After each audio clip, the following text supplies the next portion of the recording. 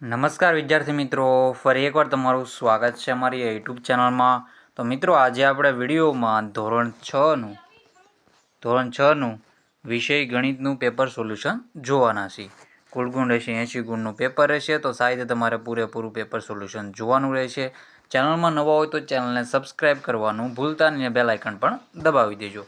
તો મિત્રો, આપણે હવે સોલ્યુશન સ્ટાર્ટ કરી દઈએ. તો ક્વેશ્ચન 1 છે.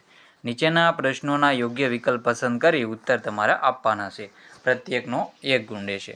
તો એમાં પહેલું છે, ત્રિકોણની સંખ્યા માટે ચલ n લેતા એકબીજાને અડકીને દિવાસળીથી બનાવેલા ત્રિકોણ પાસેના એક બાજુ સામાન્ય હોય તેવા માટે આપણે જીતો એટલે તેવા ખાલી પછી કૌંસ છે માટે દિવાસળીની સંખ્યાઓ માટેનો નિયમ કયો રહેશે? તો એમાં આપણો જવાબ રહેશે 2n + 1. શું જવાબ રહેશે? 2n + 1 જવાબ રહેશે. 2n + 1 આપણો જવાબ રહેશે. પછી બીજા નંબરનું છે, એક નિયમિત ષટકોણની પરિમિતિ 72 સેમી છે તો તેની બાજુની લંબાઈ ખાલી જગ્યા સેમી હોય છે. તો એક નિયમિત ષટકોણની પરિમિતિ 72 સેમી તો તેની બાજુની લંબાઈ કેટલી થશે? તો 12 થશે. કેટલી થશે? 12. તેમાં આપણો જવાબ રહેશે 12. પછી ત્રીજા નંબરનું છે, જ્યારે અંશ અને છેદનો સામાન્ય અવયવ 1 હોય તેવા અપૂર્ણાંક કયા સ્વરૂપમાં કહેવાય છે?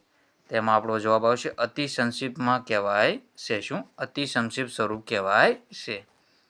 પછી છે ચોથા નંબરનું, 5/10 ને સંખ્યા રેખા પર દર્શાવવા 0 અને 1ની વચ્ચે સંખ્યા રેખાના ખાલી જગ્યા સરખા ભાગ કરવા પડે.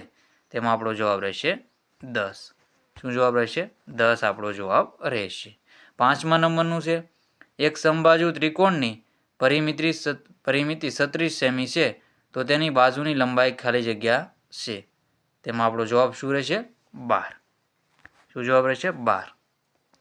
કેમ કે ત્રિકોણ છે, 3 બાજુ હોય, 1, 2 અને 3, તો એની પરિમિતિ 3 એ આપણો જોઈએ તેનો સરવાળો થાય છે. 3 ગુણ્યા કરી શકો, 12 × 3, તો એમાં જવાબ મળી જશે તમને 36. એટલે એનો પરિમિતિ 36 છે તો એનો ભાગ્યા 3 કરશો તો જવાબ મળશે 12. પછી છે 3/3 2/3, તો 3 તેરી 9 ને 11/3, તો આ છે અશુદ્ધ અપૂર્ણાંક. અને મિશ્ર અપૂર્ણાંક પણ કહી શકીએ ને આપણે. શું અને કહેવાય છે મિશ્ર અપૂર્ણાંક. કેવો? આમ જોતા અશુદ્ધ છે પણ આમ જોતા મિશ્ર પણ કહી શકાય. તો આવી રીતે તમારે જવાબ કરી લેવાનો રહેશે.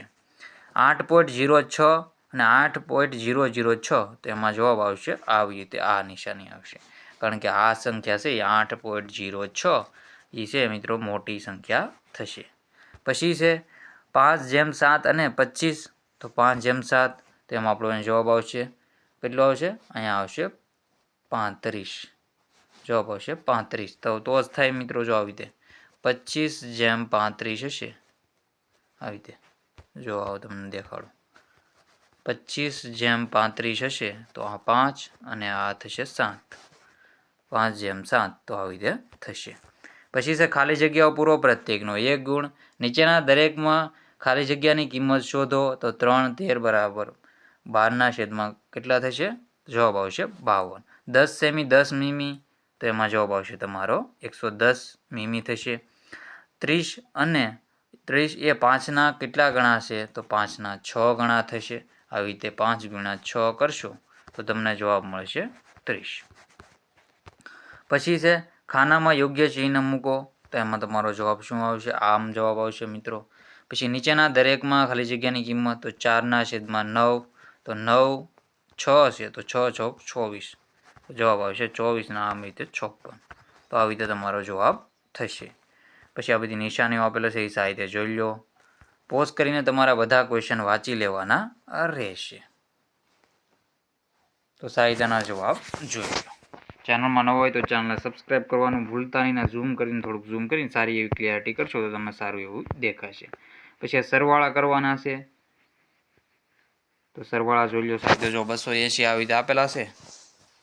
એ રીતે 280.79, તો 25.2 આવી રીતે કરી નાખો અને 38 શું થશે? જો આવી રીતે 9, 8 પોઈન્ટ, પછી આ જો 25 ને 8 12 13 થશે અને એક અહીંયા 10 ને આપણે 14 આવી રીતે થશે તમારો જવાબ 343.89 તમારો જવાબ થશે. તો પછી છે રમેશ પાસે 9.50 રૂપિયા હતા, તેમાંથી તેણે 6.75 રૂપિયાની ચોકલેટ ખરીદી, તો રમેશ પાસે હવે કેટલા રૂપિયા બાકી રહ્યા હશે? તો આવી રીતે તમે કહી શકો. 650 પોઈન્ટ ધ્યાનમાં નહીં લેવાના, 675. તો કેટલા થાય તમે આવી રીતે ગણતરી કરી શકો. 350 તો તમારો જવાબ આવશે 2.75 જવાબ રહેશે. ગણતરી બાદ બાકી કરવાની રહેશે. પછી છે નીચેની સંખ્યાઓ પ્રમાણમાં છે તો 8 × 24, 8 × 1, 18 × 21 કરશો ને ભાંગ્યા કરવાના રહેશે. એવી રીતે કરી શકો. આવી રીતે ભાંગ્યા 24 તો 6 4, આ 6 13 થઈ જશે, તો ઉડી જશે, અને 7 13 રીતે કરી શકો. તો આવી રીતે આવી રીતે કરી શકો. 8 કરી શકો, એવી રીતે તમે કરી લે. જવાબ તમને આપેલો છે. તો સાહિત્ય તમારે આ ગણતરી કરી લેવાનું છે. બધા ક્વેશ્ચનના આન્સર સાહિત્ય જોઈ લો. પોઝ કરીને તમે વાંચી લેજો. તો હવે ધીરે ધીરે હું સ્ક્રોલ કરું છું તો સાહિત્યના જવાબ જોઈ લેવા.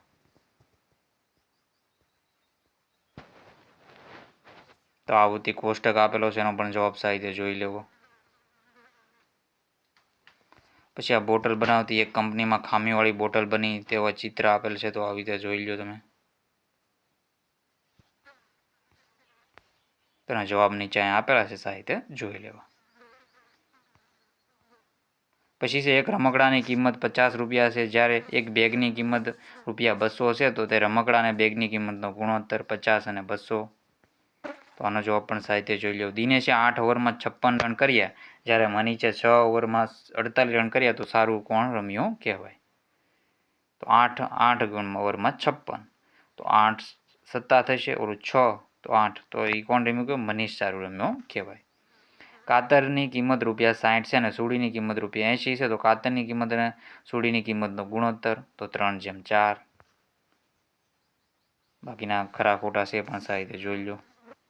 પોઝ કરીને વાંચી લેવું. સમય રહેશે તો આનું સોલ્યુશન આપણે સાહિત્ય પાર્ટ 2 લઈને આવીશું.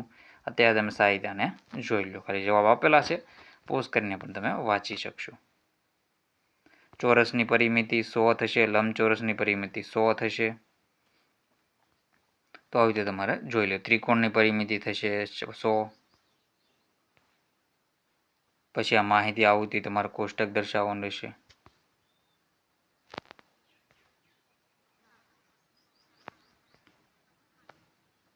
પોઝ કરીને તમે સાહિત્ય વાંચી લેવું. અક્ષર થોડાક નાના છે, તો તમે ઝૂમ કરીને પણ જોઈ લેજો.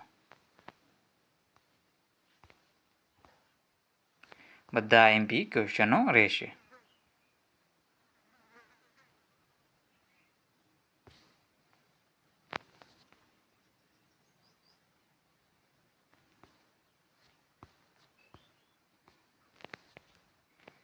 તો જો આ આપેલું છે ક્વેશ્ચન, એને પણ સાહિત્ય જોઈ લો. ચિત્ર આપેલું છે, પછી નીચે તમને ક્વેશ્ચન પૂછેલા છે અને જવાબ પણ આપી દીધેલા છે. તો આવી રીતે તમારે પોઝ કરીને બધા ક્વેશ્ચનના જવાબ સાહિત્ય જોઈ લેવા. પછી ગુણોત્તર પ્રમાણ આપેલું છે, તો એ પણ સાહિત્ય જોઈ લો. 5 કિલોગ્રામનો 20 કિલોગ્રામ સાથે, તો 1:4. તો આવી રીતે તમારે ગણતરી સાહિત્ય કરી લેવાની રહેશે. ચેનલમાં નવો હોય તો ચેનલને સબસ્ક્રાઈબ કરવાનું ભૂલતા નહીં. તો મિત્રો, વિડીયોને એન્ડ કરીએ છીએ. જય હિન્દ, જય ભારત.